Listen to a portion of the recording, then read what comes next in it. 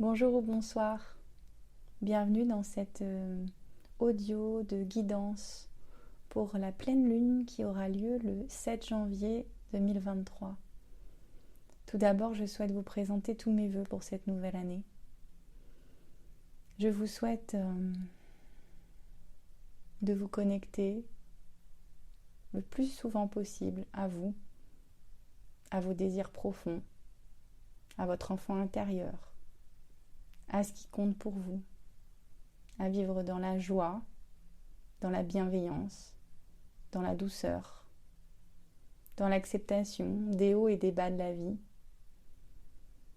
et à tirer parti et prendre du recul sur chaque expérience de la vie. Je vous souhaite de vous sentir vivant, vivante, et de profiter pleinement de chaque jour qui se présente à vous. Je me présente pour ceux qui ne me connaissent pas, je m'appelle Delphine, je suis thérapeute psycho-énergéticienne, je propose des soins énergétiques, des accompagnements psycho-énergétiques, des coachings, et vous pouvez me retrouver toutes les informations sur ma chaîne YouTube, sur mon compte Instagram, sur mon compte Facebook et également sur mon site internet monatelierpositif.com. Si vous souhaitez bénéficier d'un soin individuel, n'hésitez pas à me contacter pour prendre rendez-vous.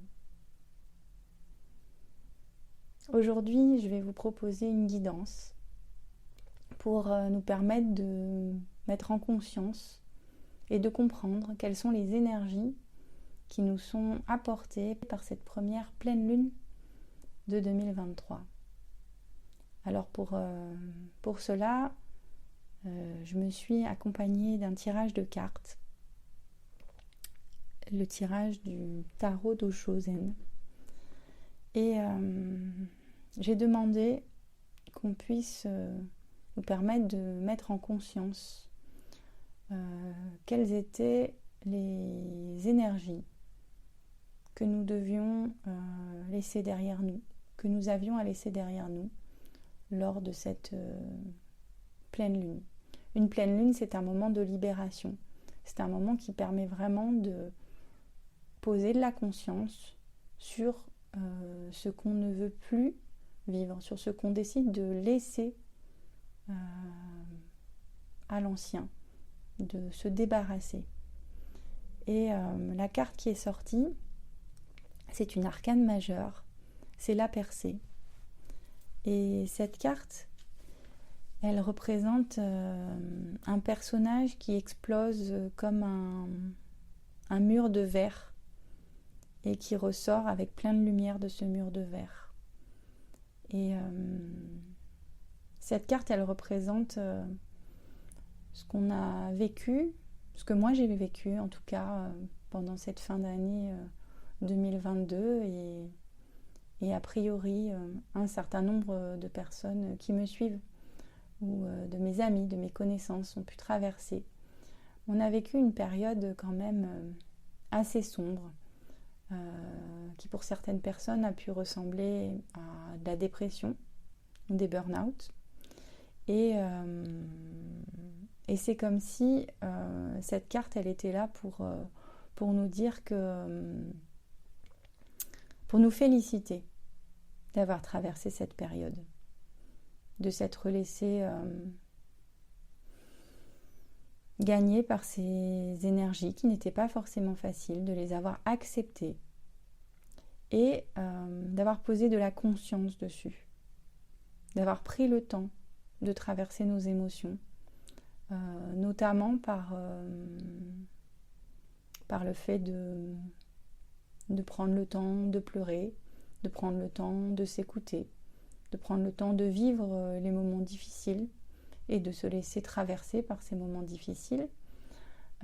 Ça me fait penser aux derniers soins que j'ai été guidée à donner sur ma chaîne YouTube, qui nous a fait plonger au cœur de nos peurs, de nos émotions difficiles, pour mieux les appréhender, pour mieux les vivre, pour mieux les comprendre.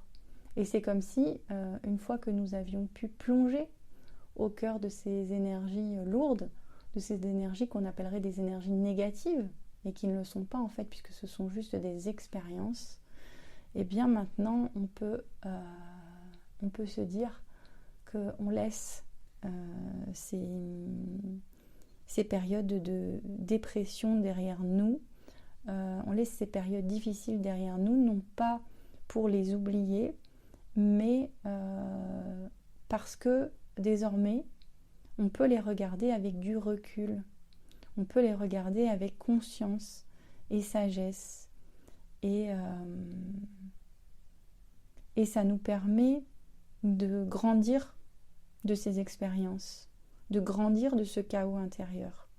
Et donc c'est vraiment ça, la percée, c'est l'énergie qui nous pousse une fois qu'on a été dans le chaos, une fois qu'on a passé un moment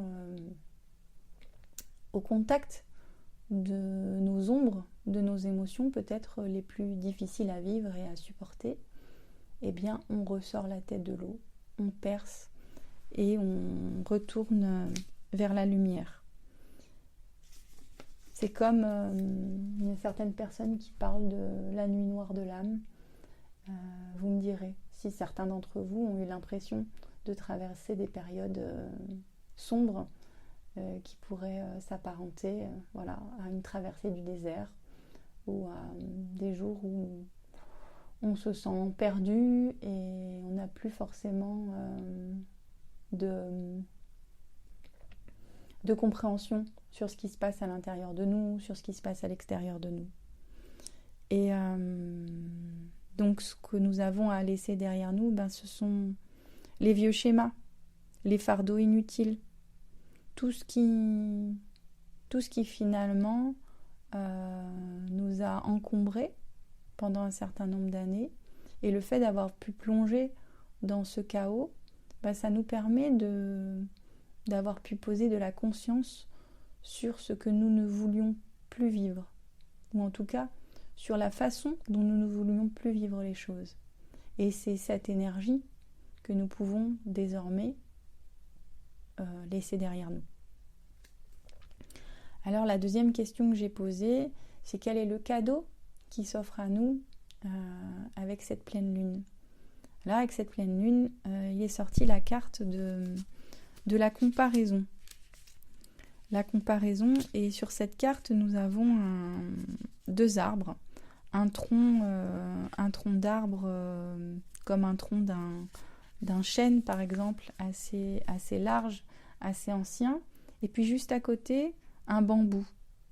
Et donc ce cadeau qui nous est présenté, c'est de pouvoir se voir avec toute notre valeur, de pouvoir se sentir légitime et à avoir notre place, à être nous-mêmes, même si nous avons l'impression d'être juste un jeune bambou à côté de plein d'autres arbres centenaires ou millénaires, et de prendre conscience de notre propre valeur, de prendre conscience que chacune dans ce monde a sa place et joue un rôle important, et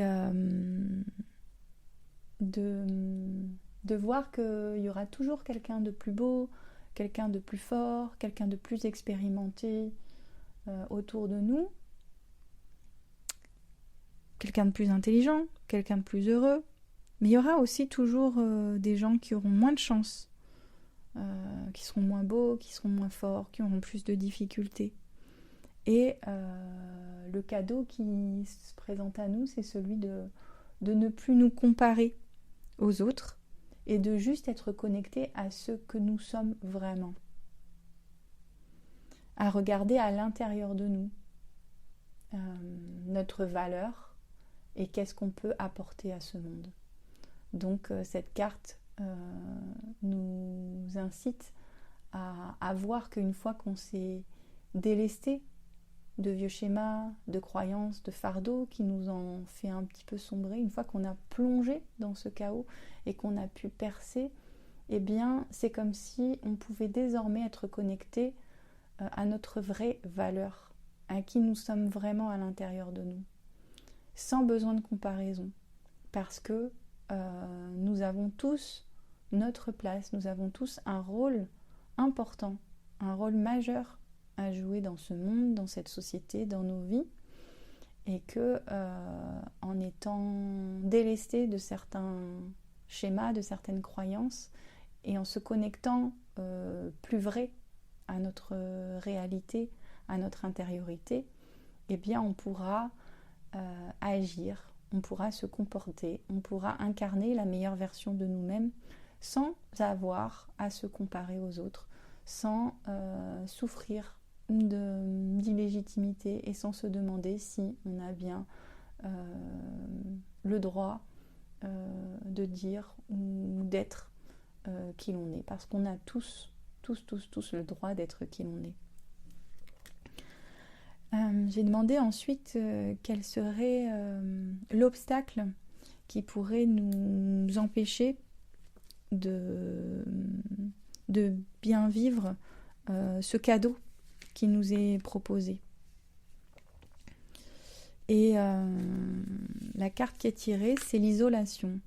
Alors on voit un visage qui est enfermé dans un bloc de glace tout gris, et des larmes coulaient sur ce visage, des larmes multicolores qui font fondre la glace autour du visage. Et cette glace, elle représente notre ego. Elle représente toutes nos croyances et ce qui nous a enfermés dans certains fonctionnements, dans certains schémas. Et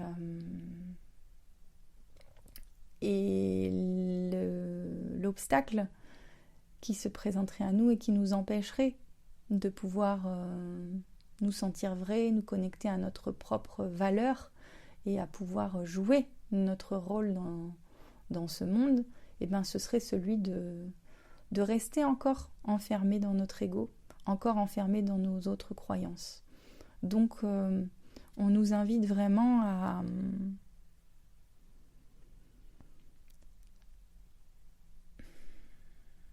à nous délester de cette glace. Et cette carte, en fait, elle montre ce personnage qui pleure et ces larmes qui font fondre la glace. Et je crois que l'obstacle, ce serait de se dire que ça y est, on a passé la période difficile, qu'on va plus pleurer, qu'on va plus, qu'on maintenant on s'oriente uniquement vers tout ce qui est beau, vers la joie, vers tout ce qui est très haut, comme s'il y avait un très bas et un très haut, et qu'on ne s'autoriserait plus à pleurer et à ressentir nos émotions. Et dans ce cas-là, le risque serait de rester enfermé dans notre ego, parce que c'est notre ego qui ne veut pas se montrer faible, entre guillemets, parce que notre ego croit bien souvent que lorsque l'on se montre vulnérable, lorsque l'on montre nos émotions, lorsque l'on pleure, lorsque l'on accepte en fait de se connecter à des émotions qui sont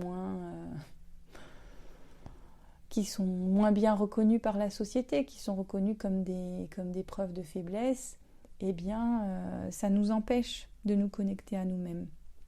Donc cette isolation, ce serait de ne pas oser continuer à se libérer de nos souffrances, de ne pas oser s'autoriser à pleurer lorsqu'on en a besoin, de ne pas s'autoriser à vivre nos émotions au moment où elles se présentent. Et je vous encourage vraiment à prendre le temps, lorsqu'une émotion vous traverse, de la laisser passer à l'intérieur de vous, de la laisser vous traverser. Et du coup, je vous encourage, si vous ne savez pas trop comment faire, à refaire le soin que j'ai proposé pour la dernière nouvelle lune, celle du 23 décembre 2022, qui permettait d'aller vraiment vivre ces émotions. Et du coup, à force de le faire, vous pourrez comprendre comment accepter et comment accueillir les émotions et comment se laisser traverser. Et lorsque on prend vraiment le temps de se laisser traverser par l'émotion entre soi et soi, simplement prendre le temps d'aller s'enfermer dans les toilettes, d'aller se promener dans la nature, d'aller se mettre un petit moment dans son lit ou dans la douche, et de s'autoriser à pleurer et à vivre l'émotion qui nous traverse sans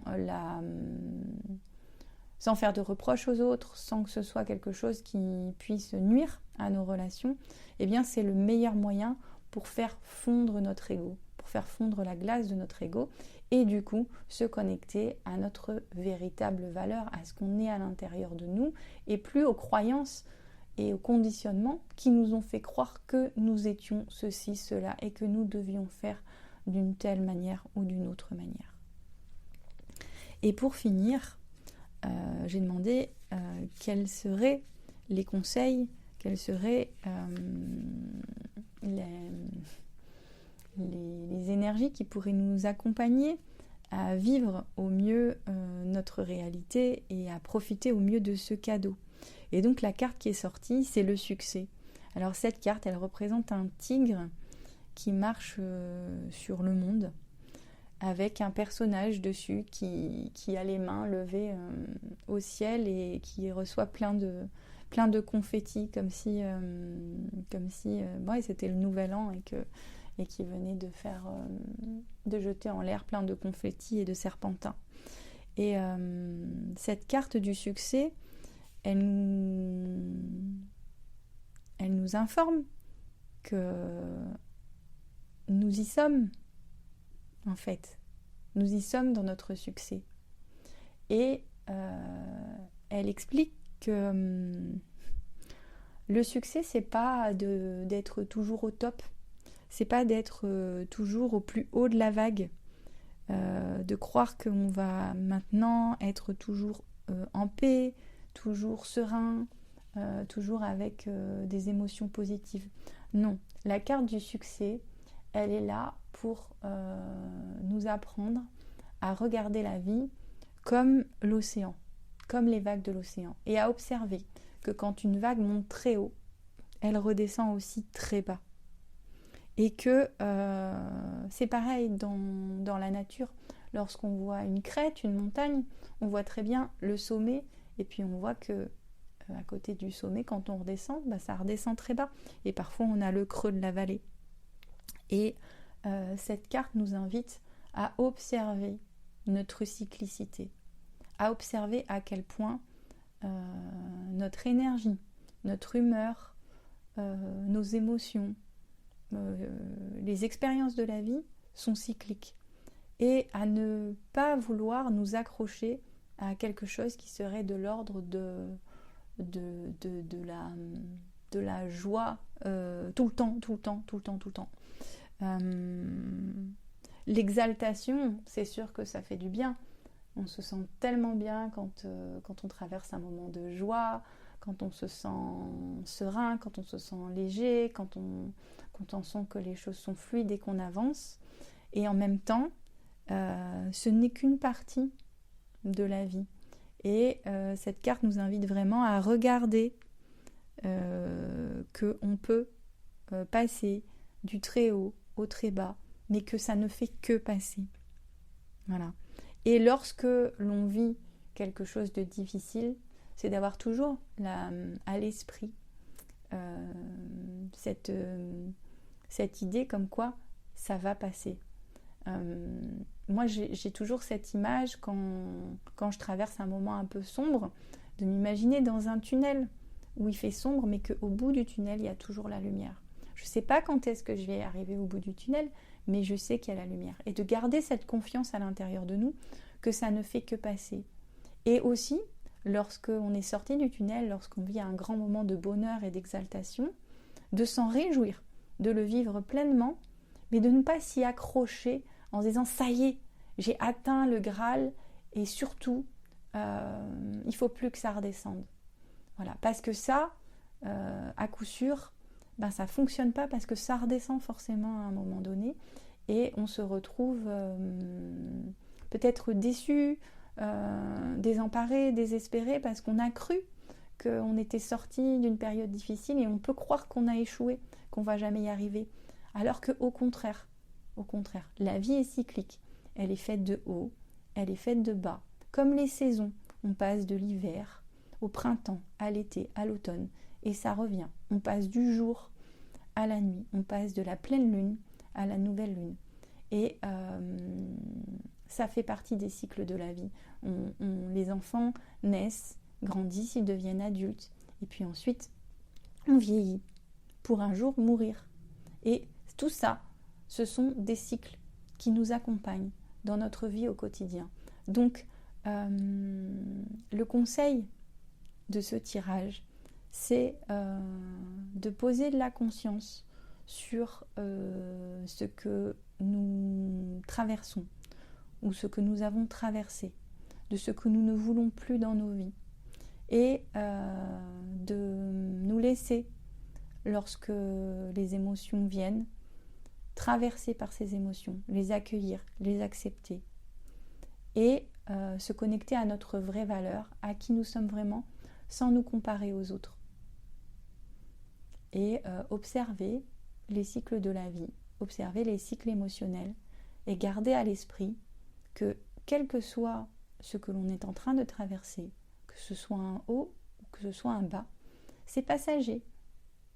Et que c'est comme si on était en train de surfer sur des vagues, sur les vagues de la vie, et qu'on peut avoir confiance dans la vie.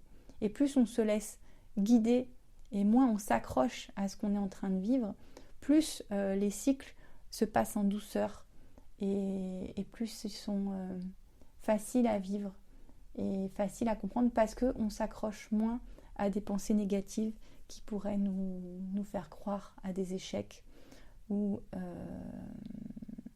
qu'on n'y arrivera jamais. Alors, je trouve que ce tirage de cette pleine lune est plein d'espoir. Plein d'espoir.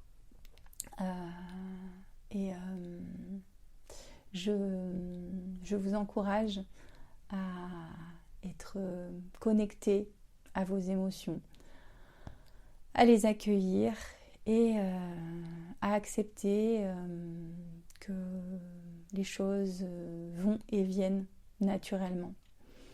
Je vais vous proposer aussi fin janvier, je pense sur une semaine, je suis en train de le préparer, un accompagnement que je proposerai gratuitement sur ma chaîne YouTube et probablement sur mon groupe privé Facebook Ma vie en positif, qui vous permettra de faire le bilan de ce que vous avez vécu pendant l'année 2002, de comment est-ce que vous pouvez tirer parti de ces expériences, comment est-ce que vous pouvez les comprendre, comment est-ce que vous pouvez les appréhender, pour ensuite utiliser ces ingrédients pour orienter votre année 2023.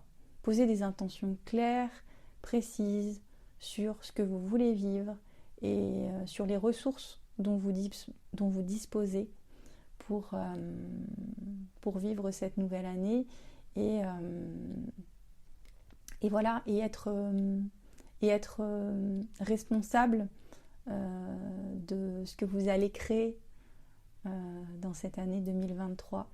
J'ai vraiment envie de vous accompagner à réaliser qu'on est créateur de notre propre vie et que de poser de la conscience sur ce que l'on vit et sur ce que l'on souhaite vivre nous permet vraiment, vraiment de vivre nos rêves et de faire de notre vie un rêve et d'un rêve une réalité. Sur ce, j'ai terminé. Je vous souhaite une belle pleine lune.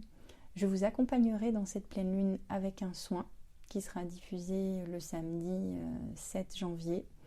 Et je vous remercie de vous abonner à ma chaîne YouTube mon atelier positif si ce n'est pas encore fait, pour me suivre, de rejoindre mon groupe Facebook privé, ma vie en positif, de mettre un like, de partager mes guidances, mes vidéos, de me répondre en commentaire, de me faire part de ce que vous avez envie de partager. Et je vous remercie sincèrement pour votre soutien, pour vos encouragements, pour vos gentils messages, pour tout l'amour que vous me donnez. Je vous embrasse très fort et je vous souhaite une belle journée.